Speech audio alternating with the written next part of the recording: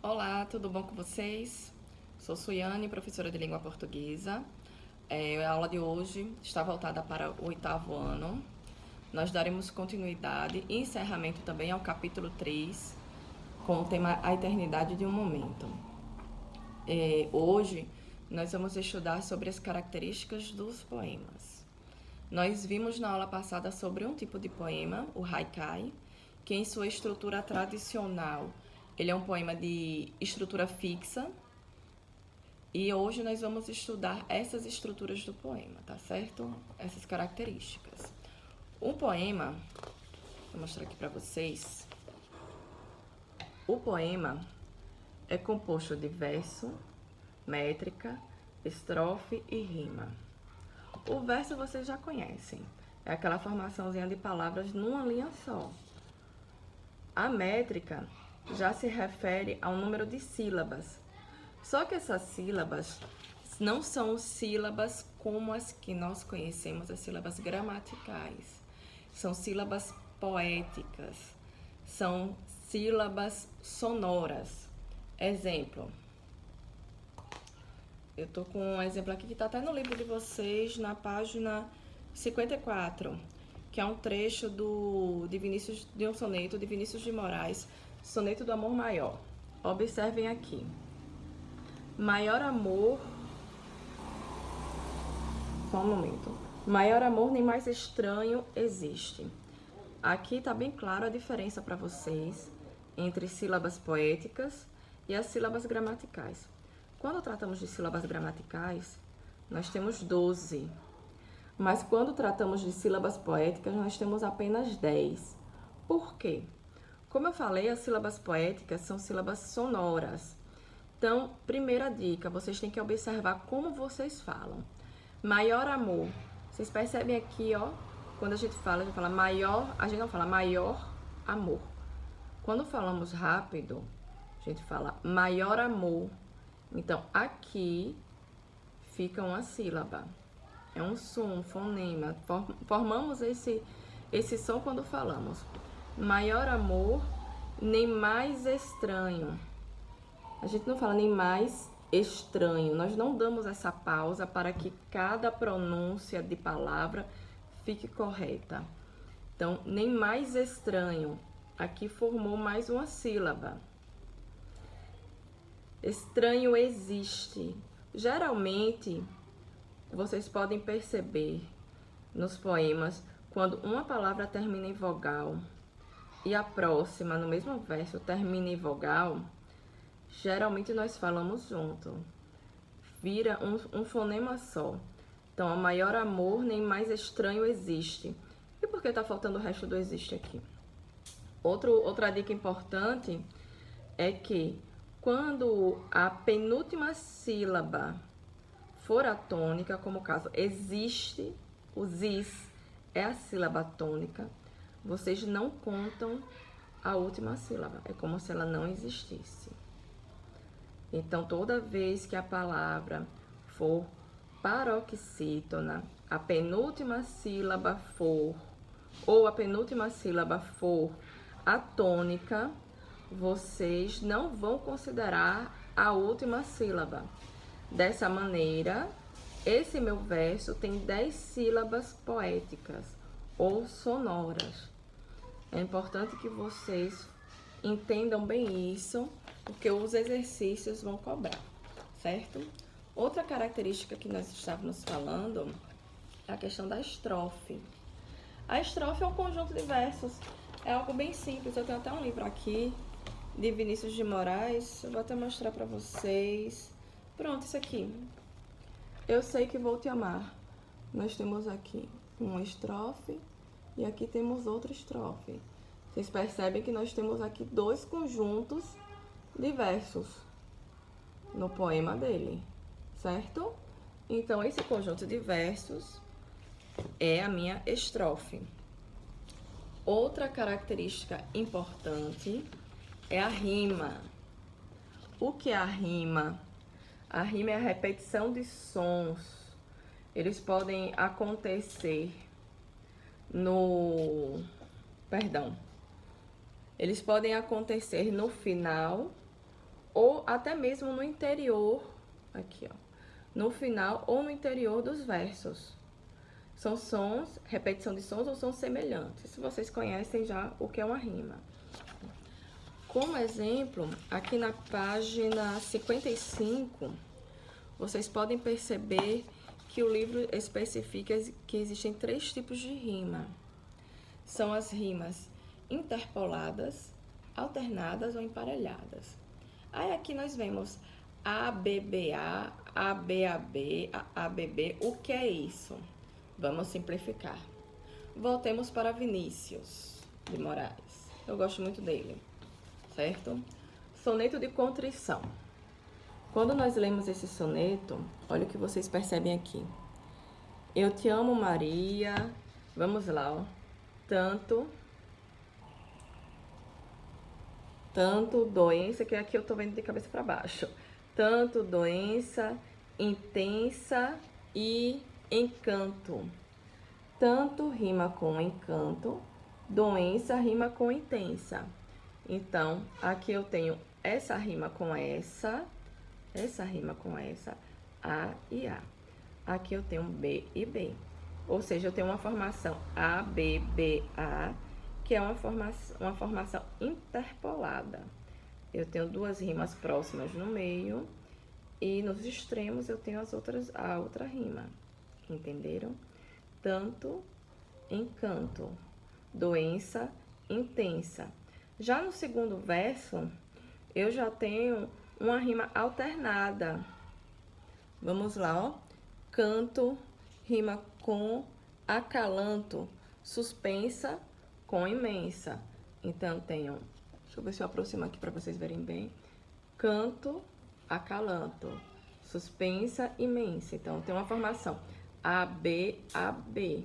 Eu tenho uma formação aqui alternada, certo? Aqui eu também tenho uma formação alternada. Então, existem essas formações nesses tipos de rima, porém existem também versos que nem rima tem.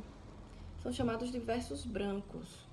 Isso, agora, esses versos brancos começaram a aparecer já no período do romantismo, certo? Quais são esses períodos? Eu separei até aqui também para vocês, para ficar claro. Nós temos 3 períodos básicos: o clássico, o romantismo e o modernismo. Eles estão bem claros para vocês aí na página 57. O período clássico, na Idade Média, aconteceu até o século XVIII. Já no Brasil, entre os séculos XVII e XVIII. E o que foi esse período clássico? Era um período que se obedecia às regras. Então, os poemas tinham regras de quantidade de sílabas, deveriam ter rimas, números. Por exemplo, o soneto, o haikai que nós vimos na aula passada. O haikai é um poema em sua forma tradicional, lógico. Nós já vimos na aula passada que quando chegou no Brasil, ele se admitiu uma forma mais moderna sobre outros temas, mas em sua forma tradicional, o haikai, ele é composto de 3 versos. Só que cada verso tem a quantidade de sílabas específicas. O primeiro e o último tem 5 sílabas poéticas e o segundo tem 7 sílabas poéticas. Como o soneto. O soneto é composto por 4 estrofes, 2 primeiras de 4 versos e as 2 últimas de 3 versos. Então essas regras eram seguidas muito à risca no período clássico. Quando chegamos já no período do romantismo, já começou um pouquinho de desapego dessas regras, porque na realidade elas podem, eu poderia dizer que em determinado momento, a depender, pode até sobrecarregar um pouco, né? O conceito de arte hoje é um conceito mais livre. Então, com o romantismo, surgiram os versos brancos, os versos que não necessariamente têm rima. E depois, com o modernismo, no século XX, veio uma liberdade maior da escrita. Uma liberdade na forma de se escrever, Os versos, existem versos que têm apenas uma palavra. A construção dos poemas, nós podemos ter uma palavra totalmente longe. O meu poema pode ser construído aqui e eu posso pegar uma palavrinha dessa e colocar um verbo aqui, ou um verso aqui com uma palavra só e depois voltar à minha construção. Tem toda uma estrutura visual. Tudo isso passou a ser admitido com o modernismo. Esse exemplo aqui que eu separei para vocês é inclusive de um poeta sergipano, Gustavo Aragão. O poema dele é Menina. Vocês podem perceber que nesse poema dele existem versos com 2 palavras, versos com uma palavra. O poema todo é construído com letra minúscula. E aqui, ó, aqui eu não coloquei o poema todo, viu? É só, se eu não me engano, ele tem mais 2 estrofes. Vocês podem procurar também, se gostarem, tem o Insta dele, Gustavo Aragão Escritor. Vocês podem procurar. É um poema muito bonito. Não necessariamente ele segue as regras. Olha aqui. Por dentro de uma lágrima, uma criança de rua sorri inteira. Fome, relento, frio, mas o sol insiste em brilhar nos dentes, no olhar profundíssimo de menina. Não necessariamente precisa ter rima, ter uma rima alternada, intercalada, para a gente encontrar beleza, para a gente entender, para dar o sentido ao poema. Então, o modernismo veio trazer isso de bom, né? Essa abertura, essa facilidade. Então, basicamente, sobre o poema, o que vocês precisam ter em mente é isso. As características do poema. Nós temos poemas, nós estudamos 2 tipos de poemas de forma fixa, que são os haikais e os sonetos. Vimos a questão dos versos, estrofes, rimas e a métrica, que a métrica é uma coisa que vocês podem sentir um pouquinho de dificuldade, porque ela se refere às sílabas poéticas, à sonoridade de quando falamos aquele poema, de quando lemos. Então, por isso vocês vão precisar prestar atenção quando vocês estiverem lendo o poema. E o que é que eu vou querer de exercício de vocês? Hoje vai ser diferente, hoje não vai ter um link com exercícios. O que eu vou querer que vocês façam é responder os exercícios do livro, a partir da página 59 até a página 63. E como é que eu vou proceder com essa correção?